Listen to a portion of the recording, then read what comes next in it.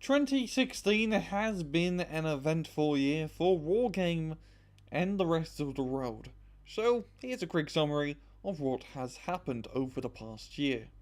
The start of the year was rather simple with the addition of map pack number 3, which added good old Snake Pit / Crossroads. Also, they converted some 10v10 maps into 4v4s and added the best 1v1 competitive map.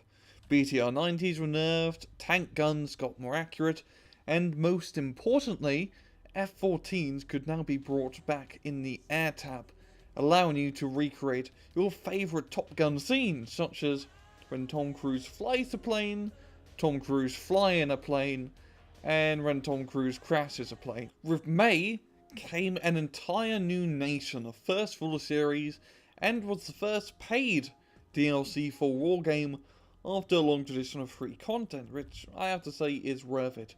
For 7 American buckaroonies, you got the Netherlands military, which could be best described if you got France, Germany, and American military equipment, put it in a blender, then throw it out the window, scrape the remains from the ground, and put them into a beer stein. Holland received Leopards, stealthy Leopards, Apaches, command vehicle logistic helicopters for a brief time, and tactical missiles, which allow you to tactically snipe enemy command vehicles from a very safe tactical distance. But in terms of paid DLC, the Deutschland was just a taste of what was to come.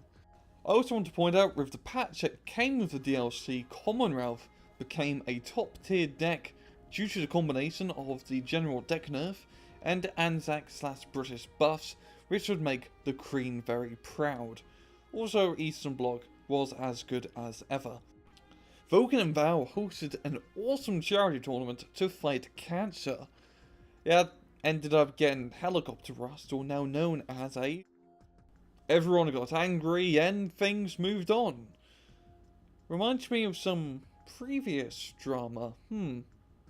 Yeah, as an attempted coup on the Wargame subreddit, things went back to normal. Oh god, I hope it's not more trick-or-treaters. With the Blue Fall of still in full swing, we got Israel for our second DLC nation due to a poll. A country known for their constant controversy, but that doesn't really matter for Wargame, as they got some pretty cool military hardware. Tank infantry transports, tanks you need to sideshot, tanks that are not tanks, and Maglans. Goddamn Maglans. There's not too much to say about Maglans, it has not been said, but unfortunately they still exist. The rest of Israel is also pretty cool. They have great ground units, but their anti-air is a bit pan-show, not horrid. I give them a 9 out of 10, the story was a little bit weak. But in the realm of Wargame Meteo, Commonwealth got kicked off its high throne, where General Bluefall mechanized decks came back into power through a bloody coup, because McCurva infantry transports, and Eastern Bloc is still damn good. Because Bluefall was getting a lot of love and having more nations in Star Wars movies, Eugene decided to double down, literally, on some Redfall DLC. So we ended up getting a country that no longer exists, and a country that never existed. Finland was pretty cool, with powerful infantry, ATVs, and hard to pronounce unit names. XA1A5 Pust Pasajon, Raska Kasin Kulhama. While Yugoslavia is extremely damn powerful, with cost effectiveness strolling out of their mouth.